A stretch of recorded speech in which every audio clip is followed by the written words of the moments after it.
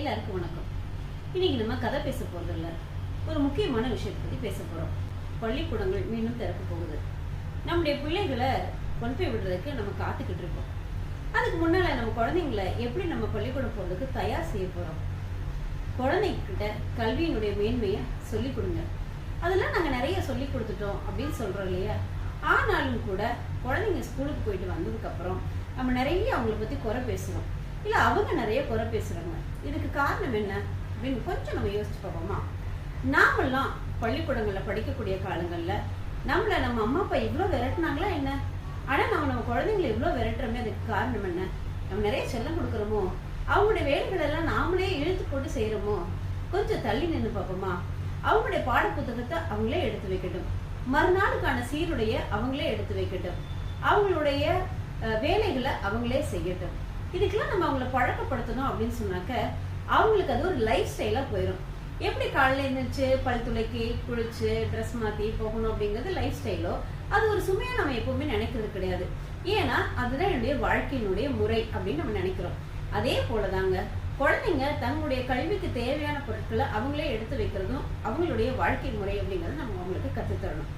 அடுத்ததாக அவங்கள்ட்ட ஏதாவது நீங்க கேட்டீங்க அப்படின்னு சொன்னாக்க, ஸ்கூல் சரியில்லை, ஃப்ரெண்ட்ஸ் சரியில்லை, போற வர வாகனம் சரியில்லை, பெற்றோர் சரியில்லை, ஆசிரியர் சரியில்லை அப்படின்னு நிறைய விஷயங்களை சொல்லுவாங்க. இது எல்லாமே எல்லாருக்கிட்டே இருக்கு. அதையும் தாண்டி ஜெயிக்கக்கூடியவங்க நிறைய பேர் இருக்காங்க இல்லையா? அவங்களுக்கு அதை சொல்லி கொடுங்க.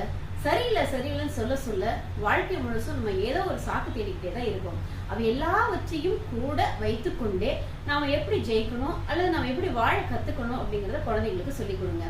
அடுத்தது, வீட்டுக்கு வந்தோன்னே நிறைய பெற்றோர்கள் சொல்லக்கூடிய ஒரே ஒரு விஷயம் என்ன அப்படின்னு சொன்னாக்க, என் பிள்ளை எப்ப பார்த்தாலும் கையில அலைபேசியோடய அலையுது அப்படின்னு சொல்றேன் இல்லையா? அலைபேசி வீட்டுல இருக்கு, அதை யார் கட்டுப்படுத்துவது? நம்முடைய பெற்றோர்கள் தான். பெற்றோராகிய நாம தான். குழந்தைங்களுக்கு அது கொடுக்காதீங்க. வீட்டுக்கு வந்ததுக்கு அப்புறம் அம்மா அந்த ஃப்ரெண்ட்ட போன் பண்ணி நான் என்ன ஹோம்ஒர்க்னு கேட்டுக்கிறேன், இந்த சந்தேகத்தை தீர்த்துக்கிறேன் அப்படின்னு சொன்னா நீங்க அதுக்கு அனுமதி கொடுக்காதீங்க. நாமெல்லாம் அலைபேசியோட அலைஞ்சிட்டா இருந்தோம். அலைபேசி இருக்கிறதுனாலதான் பள்ளிக்கூடத்துல என்ன சொல்றாங்கன்றதை அவங்க கவனிக்க மாட்டாங்க. வீட்டுக்கு போய் போன் பண்ணி கேட்டுக்கலாம் அப்படிங்கிற எண்ணம் அவங்களுக்கு வருது. அதுக்கு நம்ம அனுமதி தரக்கூடாது.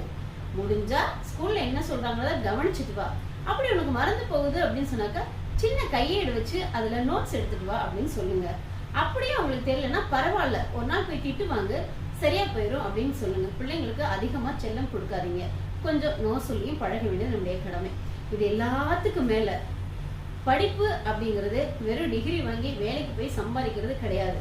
நம் தமிழ் சான்றோர் ரொம்ப அழகா சொல்லியிருக்காங்க, சான்றோன் ஆவதே கல்வியின் முடிவு அப்படின்னு சொல்லிட்டு.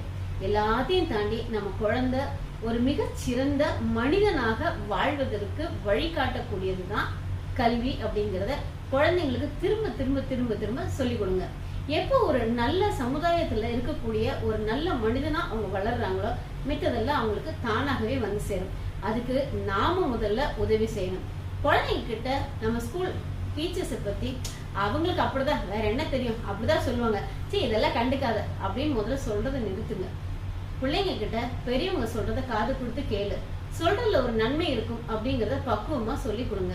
உங்களுடைய குழந்தை உங்களை விட மேலான நல்ல மனிதனாக வளர்ந்து வருவாங்க அப்படிங்கிறது கட்டாயம். நன்றி.